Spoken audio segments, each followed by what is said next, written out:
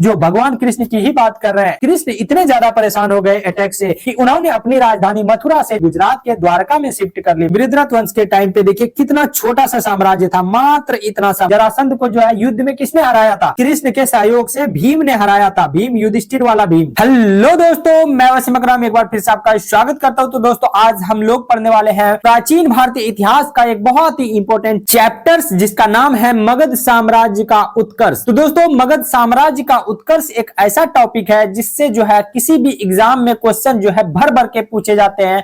और मगध का उत्कर्ष कोई छोटा टॉपिक नहीं है। इसी चैप्टर्स में हम लोग पढ़ेंगे बृहद्रथ वंश के बारे में, हर्यक वंश के बारे में, शिशुनाग वंश के बारे में, नंद वंश के बारे में, यहां तक के मौर्य वंश के बारे में भी हम लोग इसी चैप्टर्स में पढ़ने वाले हैं। और भी बहुत सारे वंश के बारे में हम लोग इस चैप्टर्स में पढ़ेंगे। तो दोस्तों आप लोग बस बने रहिएगा हमारे साथ। चलिए हम लोग शुरुआत करते हैं बिना देर किए हुए। देखिए आज का टॉपिक है मगध साम्राज्य का उत्कर्ष, यानी कि राइज ऑफ मगध अंपायर के बारे में देखेंगे। सबसे पहले आपको हमने पढ़ाया था महाजनपद के बारे में। आपको हमने 16 महाजनपद पढ़ाया था। तो देखिए उसी से रिलेटेड ये आता है कि मगध जो प्राचीन भारत के 16 महाजनपदों में से एक था। तो चलिए आपको टोटल महाजनपदों का मैप पहले दिखाते हैं, जिससे आपको समझने में आसानी होगा। सबसे पहले हम लोग आपको दिखाते हैं, देखिए ये है हमारा महाजनपद का मैप। आपको इसमें मोटा मोटा बता दूं, जैसे कि देखिए ऊपर में आपको कंबोज महाजनपद यहां देखने के लिए मिल जाएगा। यहां पर देखिएगा तो गंधार महाजनपद आपको दिख जाएगा। यहां पर देखिए मत्स्य महाजनपद, और यहां पर अवंती, यहां पर चेदी, ये देखिएगा काशी महाजनपद, और यहां पर वज्जी महाजनपद, और ये है हमारा प्यारा मगध महाजनपद जो मैं अभी घेर रहा हूं। ये है मगध महाजनपद। बगल में अंग महाजनपद, ये है कौशल, ये पांचाल, ये सूरसेन, ये कुरु। तो ये सभी महाजनपद है। और दक्षिण भारत में आपको एक महाजनपद पढ़ाए थे, अस्मक महाजनपद। तो ये 15-16 महाजनपद जो है ये इस टाइम की हम लोग बात कर रहे हैं, लगभग 500 से 600 ईसा पूर्व की बात कर रहे हैं। तो कहने का मतलब है मगध महाजनपद जो है, देखिए इन 16 महाजनपदों में से क्या है, एक है। उसी के बारे में हम लोग पढ़ेंगे। देखिए इसी मगध से जो है बहुत बड़े बड़े साम्राज्य का उदय होगा। इसी महाजनपद से जो है बृहद्रथ वंश का उदय होगा। इसी महाजनपद से शिशुनाग वंश का उदय होगा। मगध महाजनपद से ही जो है हर्यक वंश का उदय होगा। और इसी से मौर्य वंश में जाएंगे, देखेंगे चंद्रगुप्त मौर्य, बिंदुसार, अशोक जैसे महान सम्राट जो है इसी मगध की धरती से पैदा होंगे। और इसी मगध को जो है बहुत बड़े अंपायर में कन्वर्ट करेंगे। तो इसी के बारे में हम लोग आज पढ़ने वाले हैं। चलिए देखिए यही चीज बता रहे हैं कि मगध जो है ना प्राचीन भारत के 16 महाजनपदों में से एक है। आपको हमने बताया था 16 महाजनपद था, उनमें से एक महाजनपद का नाम क्या है, मगध। चलिए इसका क्षेत्र जो वर्तमान बिहार, अभी का जो बिहार राज्य देख रहे हैं, उसका चाहे आप पटना वाला, गया वाला और राजगीर वाला जो क्षेत्र है, वर्तमान बिहार का पटना, गया और राजगीर वाला जो क्षेत्र है ना, यही मगध महाजनपद था। और इसकी जो शुरुआत में राजधानी थी, इसकी प्रारंभिक राजधानी कहां पर थी, राजगृह, यानी जिसको बोला जाता है गृह ब्रिज। ठीक है, तो ध्यान रखिएगा कि मगध महाजनपद की जो प्रारंभिक राजधानी, शुरुआती राजधानी थी, वो कहां थी, राजगृह। कहां थी, राजगृह। और ये बाद में जाकर के पाटलिपुत्रा को राजधानी बनाया गया। शुरुआत में कहां राजधानी थी मगध की, राजगृह, और बाद में कहां बना, पाटलिपुत्रा। इतना ध्यान रखना है। मगध क्यों फेमस था, मगध इतना ज्यादा चर्चा में क्यों रहा, तो देखिए मगध की जो भौगोलिक स्थिति थी ना, सुरक्षा की दृष्टि से बहुत ही इंपॉर्टेंट थी। ठीक है, आगे चल के बताएंगे आपको क्यों ये इंपॉर्टेंट था। यहाँ की जो भूमि थी ना, वो बहुत ही ज्यादा उपजाऊ थी। देखिए भौगोलिक स्थिति क्या थी, मगध जो है लगभग चारों तरफ से पहाड़ों से घिरा हुआ था। तो दुश्मनों से जो है बचने का ये बहुत अच्छा जगह था। ठीक है, दुश्मन अटैक करने से पहले 10 बार सोचते थे। और यहाँ की भूमि भी जो है उपजाऊ थी, जिससे जो है यहाँ के लोगों को ज्यादा परेशानी नहीं होती थी। इसी के आसपास के क्षेत्र में लोह अयस्क, यानी कि लोहा का भी भंडार देखने के लिए मिलता था, जिससे बहुत सारे सामान बनाए जा सकते थे। ठीक है, तो जिससे क्या हो गया कि यहाँ की राजनीतिक और यहाँ के जो सैन्य उत्कर्ष है, ये बहुत ही ज्यादा फले फूले। और यहाँ की राजनीतिक और सैन्य उत्कर्ष में जो है भौगोलिक स्थिति, उपजाऊ भूमि और लौह अयस्क ने एक महत्वपूर्ण भूमिका निभाई। चलिए समय के साथ मगध जो है भारत का सबसे शक्तिशाली साम्राज्य बन गया। समय समय पर धीरे धीरे आप देख रहे हैं 16 महाजनपद, 16 महाजनपदों में से मगध जो है सबसे पावरफुल महाजनपद बन गया। क्यों, क्योंकि मगध महाजनपद ने धीरे धीरे हर एक महाजनपद को अपने अंदर समा लिया। बात समझ में आया।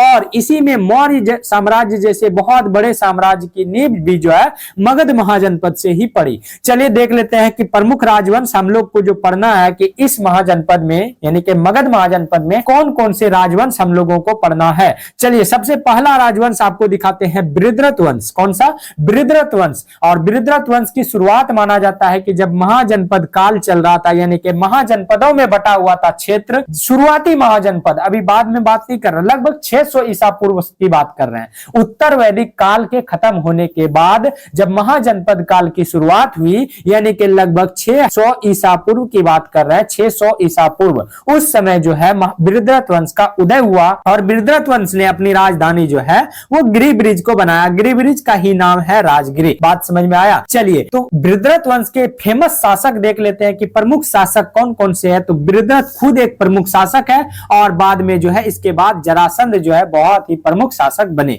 चलिए अब देखेंगे बृहद्रथ वंश के बाद हम लोग देखेंगे नेक्स्ट वंश जो है हर्यक वंश। यानी बृहद्रथ वंश के जैसे ही शासन खत्म हुआ, इसके बाद अगला शासन जो है हर्यक वंश के लोगों ने किया। और हर्यक वंश के शासन की शुरुआत जो है 544 ईसा पूर्व से लेकर के 412 ईसा पूर्व, यानी कि बहुत ज्यादा समय तक इन लोगों ने राज किया। और इन्होंने शुरुआत में जो इनकी राजधानी थी वो राजगिरी ही थी। शुरुआत में जो बृहद्रथ वंश की राजधानी थी राजगिरी, वो हर्यक वंश के टाइम पे भी राजधानी रही, लेकिन बाद में जो है इसको पाटलिपुत्रा में कन्वर्ट कर दिया गया। यानी कि हर्यक वंश ने अपनी राजधानी को राजगिरी से जो है पाटलिपुत्रा ला लिया। ठीक है, इसमें देख लेते हैं कि प्रमुख राजा किस किस के बारे में पढ़ना है। तो बिंबिसार जो है हर्यक वंश के प्रमुख राजा थे। इसके बाद देखेंगे अजातशत्रु, इसके बाद देखेंगे उदयन। तो ये सभी राजा जो है हर्यक वंश के थे। अब हर्यक वंश का जैसे ही समापन हुआ, खात्मा हुआ, तो इसके बाद अगला वंश जो है शिशुनाग वंश का उदय हो गया।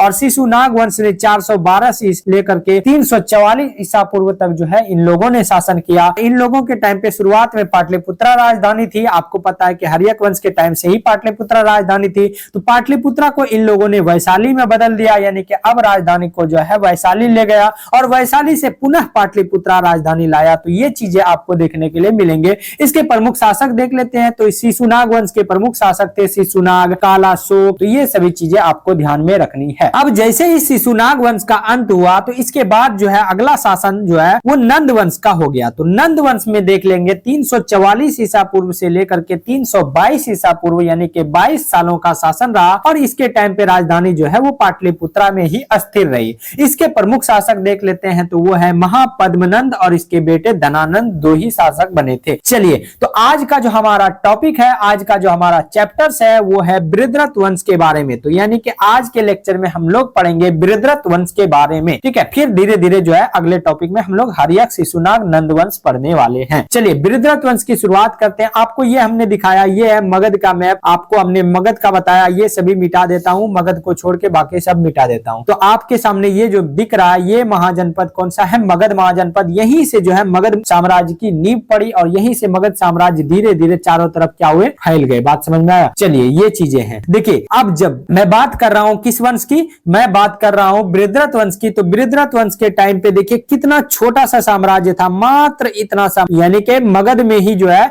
ये साम्राज्य सिमटा हुआ था। बृहद्रथ वंश के टाइम पे मगध में ही, मगध के क्षेत्र में ही इनका हुकूमत था। चलिए, बात समझ में आ गया?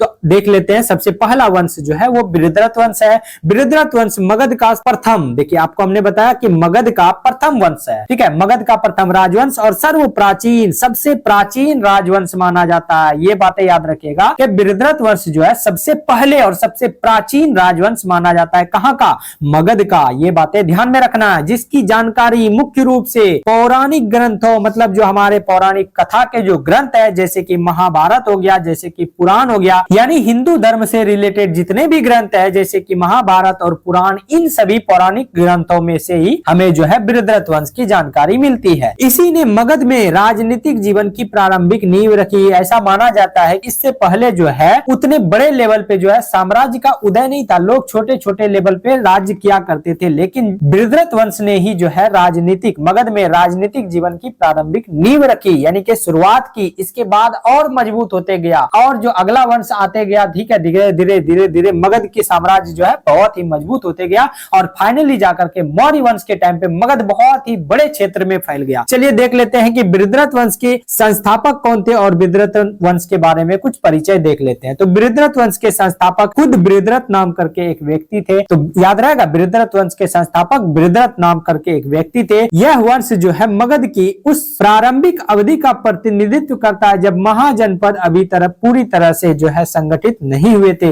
ऐसा कहा जाता है कि अभी तक पूरी तरह से महाजनपद भी संगठित नहीं हुए थे, यानी कि महाजनपद पूरी तरह से डेवलप भी नहीं हुए थे, उस टाइम से ही जो है बृहद्रथ वंश का शासन स्टार्ट हो गया था। इसके बारे में उतना डिटेल टाइम पीरियड नहीं दिया गया है, क्योंकि ये पौराणिक ग्रंथों में जो है इसका बस जिक्र देखने के लिए मिलता है, कहीं पर जो है किसी हिस्ट्री के बुक में ये नहीं है। चलिए अब आते हैं बृहद्रथ वंश के। वो मगध का प्रथम और आपको बताते ना सर्व प्राचीन राजवंश माना जाता है। आपको हमने बताया ही था कि बृहद्रथ वंश जो है मगध का प्रथम और सबसे प्राचीन राजवंश माना जाता है। ठीक है, यह वंश मुख्य रूप से पौराणिक ग्रंथों यानी कि महाभारत और पुराणों में वर्णन इसका देखने के लिए आपको मिलता है, जिसकी राजधानी क्या थी? गिरिब्रिज, यानी कि वर्तमान राजगीर या राजगृह बोलते हैं। ठीक है, वर्तमान राजगीर नाम करके जो जगह है उसका पुराना नाम था गिरिब्रिज, वही जो है मगध की राजधानी हुआ करती थी। एक और यहाँ की खासियत है कि मगध जो है या राजगृह जो है ये प्राकृतिक रूप से सुरक्षित थी, क्योंकि ये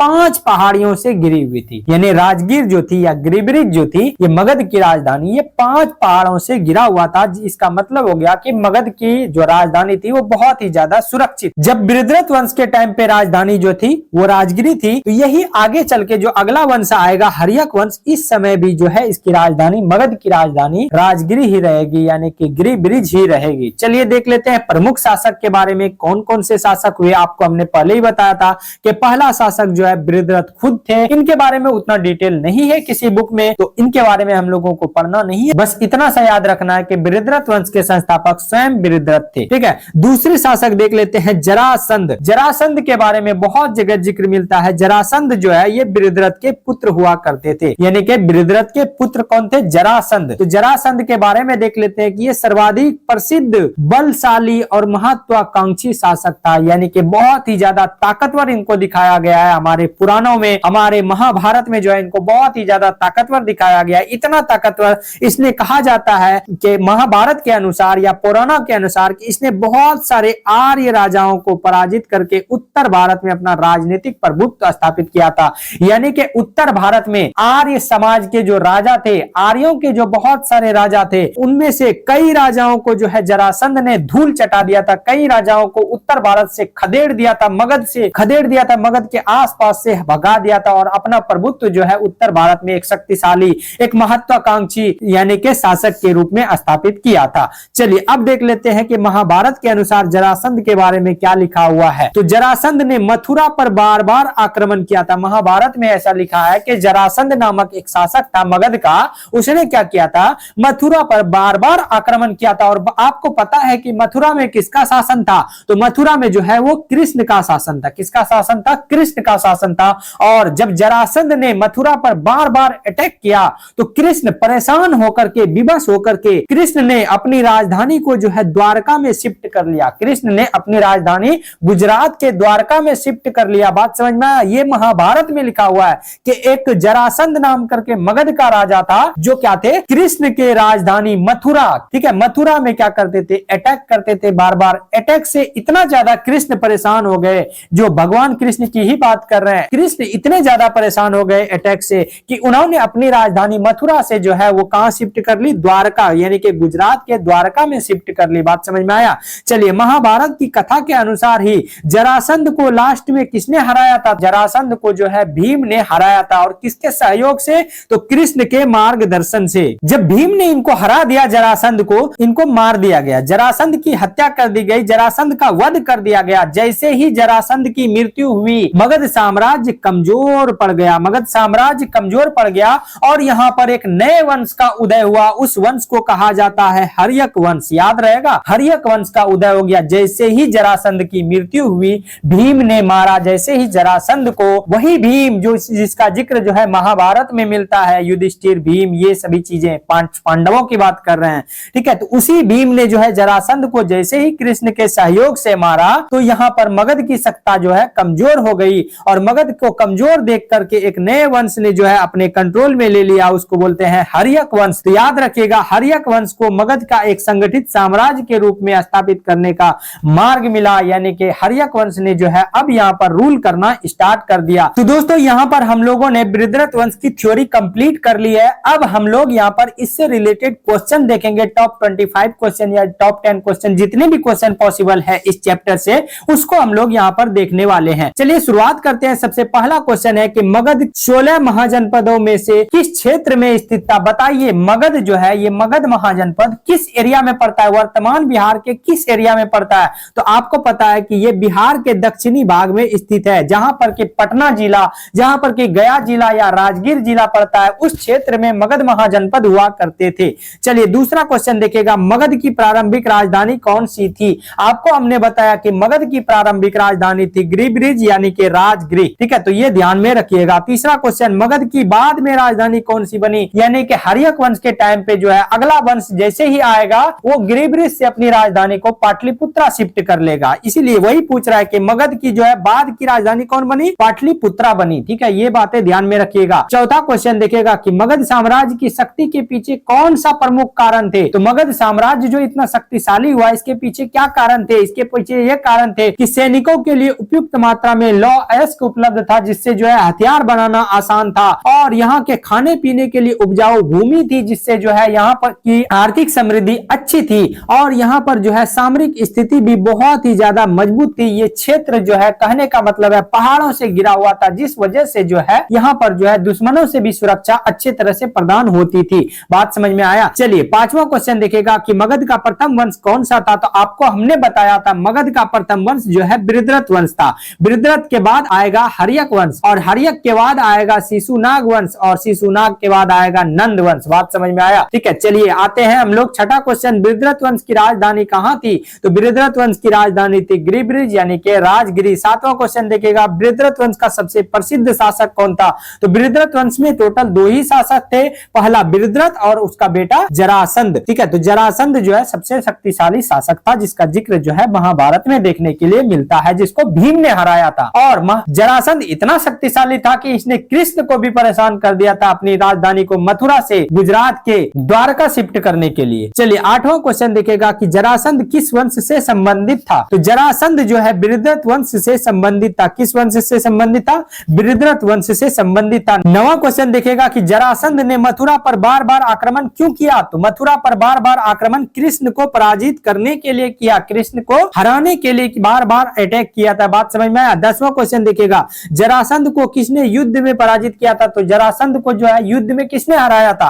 कृष्ण के सहयोग से भीम ने हराया था, भीम, युधिष्ठिर वाला भीम। 12वां क्वेश्चन देखते हैं कि बृहद्रथ वंश के बारे में जानकारी कहां से मिलती है? हमें जो है बृहद्रथ वंश के बारे में जानकारी कहां में से मिलती है? तो हमें जानकारी जो है महाभारत से या पुराणों से मिलती है। 13वां क्वेश्चन देखिएगा, गिरिब्रिज या राजगिरी शहर 5 पहाड़ियों से घिरा होने के कारण कैसा था? ये बहुत ही ज्यादा सुरक्षित था। बात समझ में आया? बहुत ही ज्यादा सुरक्षित था राजधानी। चलिए 14वां क्वेश्चन देखिएगा, बृहद्रथ वंश ने मगध साम्राज्य में क्या योगदान दिया? बृहद्रथ वंश ने जो है मगध साम्राज्य में जो है शुरुआत किया, साम्राज्य की शुरुआत किया, साम्राज्य की नींव रखी, यानी कि राजनीतिक नींव रखने का काम किसने किया? बृहद्रथ वंश ने किया। 15वां क्वेश्चन देखिएगा कि जरासंध के वध के बाद मगध की क्या हो गई? जरासंध की जैसे ही मृत्यु हुई, जरासंध को जैसे ही भीम ने मारा, इसके बाद जो है मगध साम्राज्य की जो शक्ति है वो कमजोर पड़ गई, और यहाँ पर जो है दूसरे वंश यानी कि हर्यक वंश ने शासन अपने अंडर में ले लिया। तो दोस्तों ये था आज का वीडियो, और ये हो जाता है आज का लेक्चर कंप्लीट। बताइएगा दोस्तों ये वीडियो आपको कैसा लगा?